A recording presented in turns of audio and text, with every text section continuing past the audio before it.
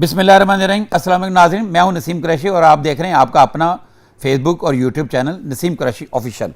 आज मैं आपको पुलिस का एक वो भयानक चेहरा, वो डार्क साइड, उसके बारे में बताऊंगा जिसको सुनकर और देखकर आप परेशान हो जाएंगे।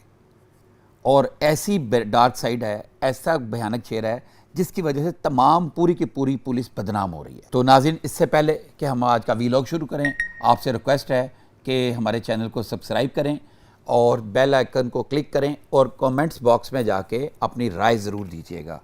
आपकी राय हमारे लिए बहुत ज़रूरी है, हम उसके ऊपर अमल भी करते हैं और आपकी राय के मुताबिक वीडियोस भी बनाते हैं। तो नाज़रीन, पुलिस की डार्क साइड के बारे में जो बात बताना चाह रहा हूँ वो ये है कि पुलिस के लिए रिफॉर्म्स बहुत ज़्यादा की गई और पुलिस के लिए अच्छा माहौल दिया गया, उनको अच्छी गाड़ियाँ दी जा रही हैं, थाने अच्छे किए जा रहे हैं। अच्छा, ये पुलिस के लिए नहीं किए जा रहे, थाना कल्चर में थाने अच्छे बनाना, वहाँ पे वेटिंग एरिया बनाना कि अगर आप थाने में गए हैं, आप साइल हैं या आपको पुलिस ने बुलाया है किसी क्या कहते हैं केस में, आपकी को कोई रपट दर्ज कराने गए हैं, तो आपको थाने में अक्सर जाकर ना कोई बैठने की जगह नहीं होती थी। एक अजीब सा एक एटमॉस्फेयर होता है। वैसे भी थाने में कोई आम शरीफ आदमी जब जाता है ना तो वो परेशान हो जाता है। मैं आपको अपना बचपन का एक वाक़या बताता हूँ। मेरे एक कज़न हैं, उनकी उससे साइकिल, उन दिनों बचपन के हमारे दौर में साइकिल बहुत बड़ा एक जिसके पास साइकिल होती थी वो स्कूल जाता था, उसको बड़ा एंजॉय करता। तो साइकिल चोरी हो गई। अब साइकिल चोरी हो गई तो उसकी हम रपट दर्ज कराने मुतलका थाने समनाबाद में गए। मैं भाईजान के साथ था, वो मेरे कज़न थे, मेरे ताया के बेटे थे। मैं उनके साथ गया। मुंशी ने हमें कहा बैठ जाओ थे, वो एक बेंच था टूटा सा, हम उस पर दोनों जने बैठ के। तो इतने में ना एक माई आई, माई और उसके साथ एक फूल वाला एक थानेदार था। उसने आते ही अंदर आया आ के कहा देखते का और वेख ला एहो जैसी। अब जब उसने एहो जा किया मेरे कज़न के ऊपर तो मेरे कज़न का रंग फेक हो गया बिल्कुल ही। तो थोड़ी देर बाद उसने कहा नहीं एहो जा नहीं सी। तो साथ ही मेरे कज़न ने मेरे बाजू पकड़ी, निकलो। अच्छा, वो हुआ क्या, उस माई के साथ किसी ने उसका बैग या उसका पर्स छीना था और छीन के ले गए थे। मतलब डकैती की वारदात की थी माई के साथ। और वो एएसआई वैसे ही अंदाज़ा लगाना चाह रहा था शक्ल कैसी है, तो उसने वैसे आगे क्या एहो जी शक्ल जैसी एडा कद सी, कोई माई ने जो कद बताया था ना वो वैसे कद का था। और मेरे कज़न के ऊपर इतना खौफ आया कि जब उसने कहा एहो जैसी, और माई ने यूँ गौर से देखा, उसे यूँ करके ऐसे करके देखा, तो उसने कहा कि नहीं चले साइकिल जाती जाए भाड़ में। तो नाज़रीन, ये है थाने का खौफ। मतलब आम आदमी को ये खौफ होता है, शरीफ आदमी के लिए बात हो रही है। ये टेररिस्ट और जो गैंगस्टर और ये कनटुट्टे और ये रेपिस्ट और ये डकैत डाकुओं की बात नहीं कर रहा, मैं आम आदमी के लिए बात कर रहा हूँ।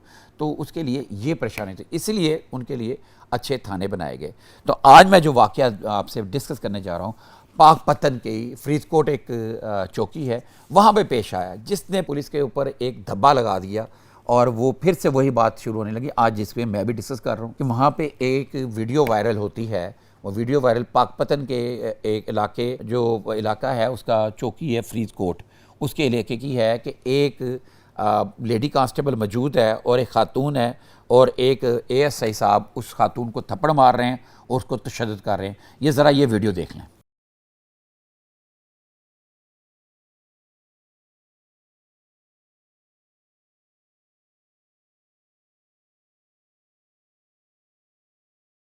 नाज़रीन, आपने इसमें देखा कि लेडी कांस्टेबल साथ खड़ी है और एएसआई उसको थप्पड़ मार रहा, तशद्दुद कर रहा, और किसी बंदे ने ये वीडियो बना ली।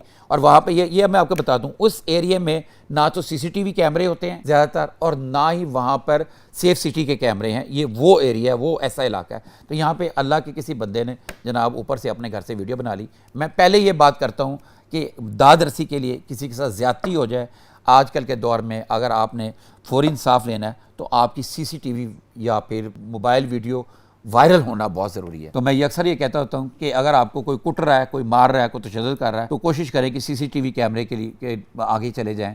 किसी के जो बाहर लगे होते हैं दुकानों के बाहर कैमरे, उसके आगे भाग के चले जाएं, ताकि आपको कुट तो पड़नी है, ज़रा कैमरे पर रिकॉर्ड हो जाएगी। या फिर अगर सेफ सिटी के कैमरे लगे हुए तो उसके सामने चले जाएँ। तो या फिर खुद ही अपना मोबाइल ऑन कर लें, अपने किसी दूसरे बंदे को कहें ये साड़ी वीडियो बना रहा है, तो फिर फौरी तुहाडा जिहड़ा ना इंसाफ हो जाएगा। जिमें कि ए खातून नाल होया कि ये DPO साहब जावेद इकबाल जो चद्दर साहब है, उन्होंने फिर प्रेस कॉन्फ्रेंस भी की है। ये प्रेस कॉन्फ्रेंस भी सुने कि उन्होंने क्या कहा है। बिस्मिल्लाहिर्रहमानिर्रहीम। ये जो एक वीडियो वायरल हुई है जिसमें एक ख़ातून को एक एएसआई थप्पड़ मार रहा है, तो उसके बारे में मैं बता दूं आपको कि ये चौकी है फरीदकोट थाना सदर की जुरिस्डिक्शन में। उसमें एक इजाज़ एएसआई है, उसने एक ख़ातून को गिरफ़्तार करने के लिए, जो कि एक मुकदमे की मुलज़मा थी, रेड किया है और उसमें उसने उसको गिरफ़्तारी के वक्त थप्पड़ मारे हैं। तो ये कोई कानून इजाज़त नहीं देता और सीएम साहबा की क्लियर कट डायरेक्शन है कि ख़वातीन के हकूक़ और उनकी इज़्ज़त का ख्याल रखा जाए और किसी की ये जुर्रत नहीं होनी चाहिए कि किसी भी खातून की इज़्ज़त की पामाली करें। तो जब ये वीडियो वायरल हुई है तो मैंने फ़ौरन जो कंसर्निंग एएसआई है जो थप्पड़ मार रहा है उसको गिरफ़्तार किया है, मुकदमा दर्ज कर लिया गया है और सस्पेंड भी कर दिया गया है और इंशाअल्लाह उसको कैफर किरदार तक पहुंचाएंगे। और इस तरह की काली भेड़ों का पंजाब पुलिस में कोई रहने की गुंजाइश नहीं है और इंशाअल्लाह ये प्रोसिक्यूशन से मिलके इसको कैफर किरदार तक हम पहुंचाएंगे।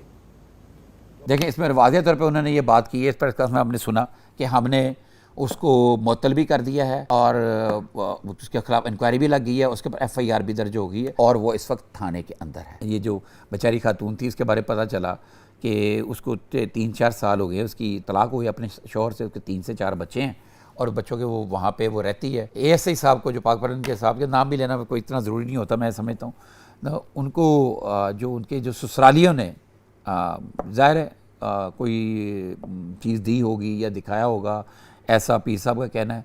तो तभी तो इतनी एफिशिएंसी दिखाई उन्होंने कि एक जाके जैसे कि किसी डाकू डकैत को पकड़ा उन्होंने, कोई क्रिमिनल को पकड़ा है, कोई रेपिस्ट को पकड़ा है, या फिर कोई जुआ करा रहा था कोई शख्स, उसको पकड़ा है, या कोई मनशियात फरोश था वो उसको पकड़ा है और उसको मारना ज़रूरी था।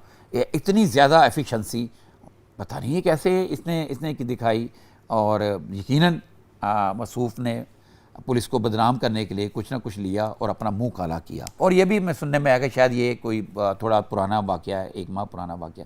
लेकिन नाज़रीन, आज इस वाक़े को डिस्कस करने का मतलब ये था, पुलिस के जो मैंने डार्क साइड दिखाने की बात ये की थी, पुलिस के अंदर ये काली भेड़ें मौजूद हैं। आपने थाने नए बना दिए, आपने वेटिंग एरिया में एसी लगा दिए, आपने वहाँ पे ये बंदोबस्त कर दिया कि अब मखसूस टाइम में, पब्लिक टाइम में कोई ना कोई एसएचओ कमरे में वहाँ पे कोई ना कोई ऑफिसर मौजूद हो। मैं उस दिन फैसल टाउन थाने गया तो वहाँ पे मैंने ये देखा कि जनाब वहाँ पे एक थानेदार आके बैठता है, उसकी एक बंदा वीडियो बनाता है, वीडियो बना के पीछे सर्वर पर भेजता है। तो ये भी एक अच्छी बात है, ये सारा कुछ कर दिया। लेकिन खुदारा उसमें ये तो करें जो हमारे पुलिस एहलकार इस टाइप के लोग हैं, जो इस टाइप के मेंटालिटी के लोग हैं, जो पूरी पुलिस फोर्स की बदनामी की वजह बनते हैं। एक तरफ तो मैं पिछले जो मैंने ये कहा था, पहली दफ़ा ऐसे हुआ है कि सीसीडी की कार्रवाइयों में, जैसे सीसीडी गैंगस्टर और जिनसे दुनिया तंग थी, लोग बार बार जाते थे आते थे वारदातों के दौरान ख़वातीन के साथ रेप करते थे, उनको उन्होंने जैसे उनके इनकाउंटर किया, जैसे हाफजाबाद वाला किया, अब ये चूंग वाला किया। पुलिस को वाक़तन जो है ना हीरो के तौर पर लिया जाता है। और मुझसे कई लोगों ने रब्ता किया और उन्होंने कहा जी हमने सुहेल ज़फ़र चट्टा साहब को मिलना है, हमने उनके साथ सेल्फ़ी बनानी है, हमारी सेल्फ़ी बनवा दें। मतलब ये लेवल अगर आ गया है तो पुलिस का, तो उसमें इस तरह की जो काली भेड़ें हैं ये पुलिस की बदनामी की वजह बनती हैं। तो कोई इस तरह का कोई साइकोलॉजिकल टेस्ट देखें, इनके साथ गुफ्तगू करें, कोई साइकोलॉजिस्ट लें, हायर करें। और बहुत सारी एनजीओज़ भी हैं ऐसी सर्विस दे देती हैं, आप उनको लेके इनसे गुफ्तगू करें, इनके अंदाज लें, उनका ट्रैक रिकॉर्ड देखें। जिसका ट्रैक रिकॉर्ड अभी आप सीसीडी जैसे इनकाउंटर कर रही है एक ट्रैक रिकॉर्ड वाले, और उन लोगों का ज़रा ट्रैक रिकॉर्ड देखें, कितनी सज़ाएँ हुई हैं, पब्लिक से मिसबिहेव में कितनी सज़ाएँ हुई, कितनी ज़्यादा लोगों को उनको छोटी सज़ा हुई, बड़ी सज़ा हुई है।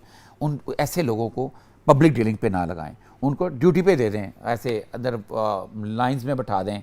जब भी कोई क्विक रिस्पांस, कोई एक्टिविटी हो, जब कोई लॉ एंड ऑर्डर का मसला हो, वहाँ पे इनके हाथ में सोटा पकड़ाएं, ऐसे लोगों को वहाँ पे खड़ा करें। पुलिस फोर्स आपके पास काफ़ी सारे जवान मौजूद हैं, बहुत सारे इंस्पेक्टर भी मौजूद हैं, डीएसपी मौजूद हैं, आपके पास सब इंस्पेक्टर भी मौजूद हैं, एएसआई भी मौजूद हैं, कांस्टेबल भी मौजूद हैं, हेड कांस्टेबल मौजूद हैं, जो बैरकों में पड़े रहते हैं। उनको लगाएं। ये बार बार लगने वाले लोगों को साइड पर करें। और अगर आपने एक्सपेरिमेंट करना है, फैसल कामरान साहब को भी कहूँगा, जो बैरकों में जो लोग हैं जो एसएचओ नहीं लगे उनके ऊपर भी एक्सपेरिमेंट करें और उनको भी यहाँ पे तफ्तीशी लगाएं, उसमें ऑपरेशन में जो इन्वेस्टिगेशन में ऐसे पुलिस एहलकारों को लगाएं जिनकी कभी ड्यूटी नहीं लगी थानों में, और जो किन की जगह पे लगाएं जो एक्चुअल लोग हैं जो अवाम को तंग कर रहे हैं, जिसकी वजह से पुलिस बदनाम हो रही है। और पुलिस का फेस जो एक, मैं ये समझता हूँ हमारे अदारे बेहतरीन अदारे हैं, पुलिस एक डिसिप्लिन फोर्स है। लास्ट दिनों पुलिस के शोहदा की तकरीब भी हुई थी, इससे पहले एक तकरीब है मुझे साबका डीआईजी हैदर अशरफ साहब ने मुझे खुद बुलाया था और मैंने वहाँ पे देखा था और जाना था। और मैं आपको बता रहा हूँ, वैसे मुझे मालूम है, मैं तो इस चीज़ को नोट करता हूँ कि हमारे पुलिस एहलकार किस तरीके से इन जराइम पेशा लोगों का मुकाबला करते हुए शहीद होते हैं, शहादत का रुतबा पाते हैं। उनके भी बच्चे हैं, उनके भी फैमिलियां हैं जो बाद में सफ़र करती हैं, तो वो लोग भी हैं, हमें उनको हमेशा याद रखना चाहिए। इस वजह से इनकी वजह से ऐसी काली भेड़ों को भी हम जो है ना बर्दाश्त करते हैं। लेकिन मेरी अरबाब इख्तियार से आईजी डॉक्टर उस्मान अनवर साहब से ये गुजारिश है कि खुदारा पूरे पंजाब में इतनी पुलिस फोर्स मौजूद है आपके पास कि इस तरह की चंद काली भेड़ों को आप चेंज करके उनको उनके बैरकों में भेज के उनकी जगह साफ़ सुथरे लोगों को लगाएं। ये हमारी रिक्वेस्ट थी। बहुत जल्द हम आपसे मिलेंगे। एक बार फिर रिक्वेस्ट है कि हमारे चैनल को सब्सक्राइब करें और बेल आइकन को क्लिक करें, अपने कमेंट्स भी दीजिएगा और इसके ऊपर बताइएगा पुलिस के ये डार्क साइड के हवाले से और ये चंद काली भेड़ियों का क्या इलाज होना चाहिए, हमें ज़रूर बताइएगा। अब बहुत जल्द हम आपसे नए वीलॉग में मिलेंगे, तब तक के लिए मैं इजाज़त दें। अल्लाह हाफिज़।